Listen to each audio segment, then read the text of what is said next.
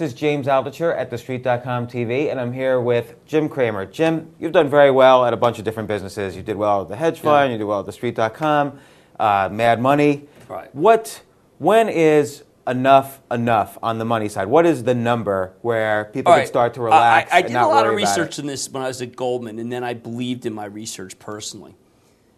Figure out how much money you try to spend in a year if you did everything first class, if you did everything nice, if you had a beach house, a country house, and a nice house, and you had it staffed, okay? And you decided to take 5 vacations a year, and you wanted to go all deluxe hotels, and you wanted your kids to go to school, best schools for college. I like the public school system, but I have high taxes, okay? Add that all up, and then figure out how much money it would take to get that amount of interest on municipal bonds.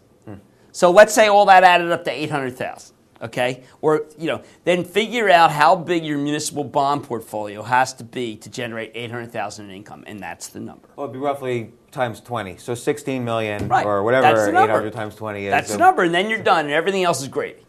All right, well, so that's interesting. So what you're recommending then is if you're a high net worth individual, let's say you're worth, $20 million, $30 million, you really shouldn't be fooling around with investing in GE. Oh, or not at Google all. or That's whatever. just nuts. That's just stupid as wood. I mean, you only need to get rich once. Now, if you have a proclivity for it, then I'm never going to say no to it. But the idea is that you got there, and you should be able to have peace of mind. Interesting. So now, in terms of that's what my wealthy investors wanted at Goldman. Now, remember, I started out by saying that it's a distillation of what I saw from good, smart people. Now, what does that say about the hedge fund business? So back in, let's say, the 80s, 90s, people starting hedge funds, the typical customer was the high net worth individual who wanted to get 20, 30% a year on their money. But now there's 9,000 hedge funds out there. There's a lot more high net worth individuals, but in general, they probably should be putting their money in municipal bonds. Let me look at it another way. You may be generating a lot of income in what you do, and you already have that number in municipal bonds. Well, where should that money go? Then you've got a diversification issue.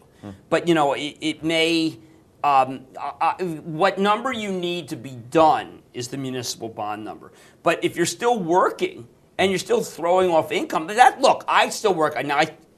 Candidly, I give away most of what I make because I feel great about it. And you have your own side. I wrote a whole piece in New York Magazine about how I feel about myself.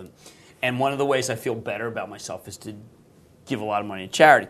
But I genuinely believe that when you have a lot of money coming in and you've already hit the nut of municipal bonds, you're not going to put that in a checking account. So, there's an example of who might want to put it in a hedge fund. And what could be a worst-case scenario with municipal bonds? Is there any way that could sort of blow up in your face? Well, if you were put it all in one issue, yes. I had people who put it all in what's known as, boy, I tell you, this is amazing. People won't even know it, but we're known as whoops bonds, which were Washington Power, and they were a nuclear facility, and they went belly up. And the whoops bonds had this great yield, and I had a lot of people who were in those. And against mine. I would always like to diversify, but periodically a piece of paper comes along, it's got a really good yield, and people just go for it. If you would put all your money in whoops bonds, you'd be broke. Well, it's James Altucher at TheStreet.com TV and Jim Cramer talking about the number. Thanks a lot.